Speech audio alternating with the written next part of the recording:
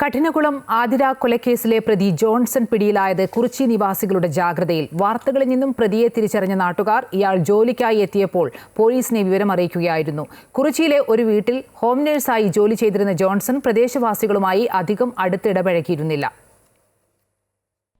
Kottayam Kurichi കാലായിപ്പടി junction സമീപം രാധാകൃഷ്ണൻ എന്ന ആളുടെ വീട്ടിൽ ഒരു മാസമായി ഹോം നഴ്സായി ജോലി ചെയ്തു വരികയായിരുന്നു ജോൺസൺ ഔസേപ്പ്.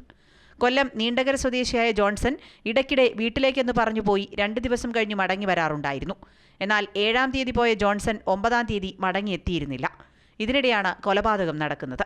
വാർത്തകളിൽ നിന്നും രാധാകൃഷ്ണനും നാട്ടുകാരും പ്രതിയെ തിരിച്ചറിഞ്ഞിരുന്നു. വ്യാഴാഴ്ച ഉച്ചകഴിഞ്ഞ് 3 മണിയോടെയാണ് ജോൺസൺ മടങ്ങിയെത്തിയത്. തുടർന്ന് നടന്ന കാര്യങ്ങൾ രാധാകൃഷ്ണന്റെ വാക്കുകളിൽ.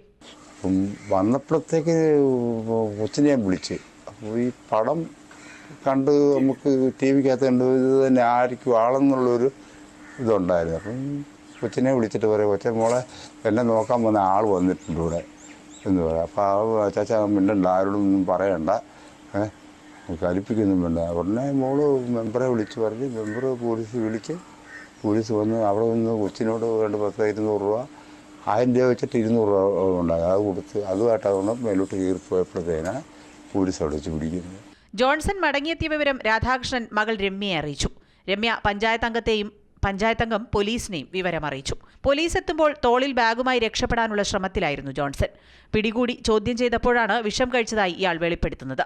1 മാസത്തോളമായി ഇവിടെ ജോലി ചെയ്തു വന്നിരുന്ന ജോൺസൺ സമീപവാസികളുമായി ഒന്നും കാര്യമായി അടുപ്പം കാട്ടിയിരുന്നില്ല. ഏതായാലും നാടിനെ നടുക്കിയ കൊലപാതക കേസിലെ പ്രതിയെ പിടികൂടി നൽകാനായതിന്റെ ചാരിതാർത്ഥ്യത്തിലാണ് രാധാകൃഷ്ണനും നാട്ടുകാരും.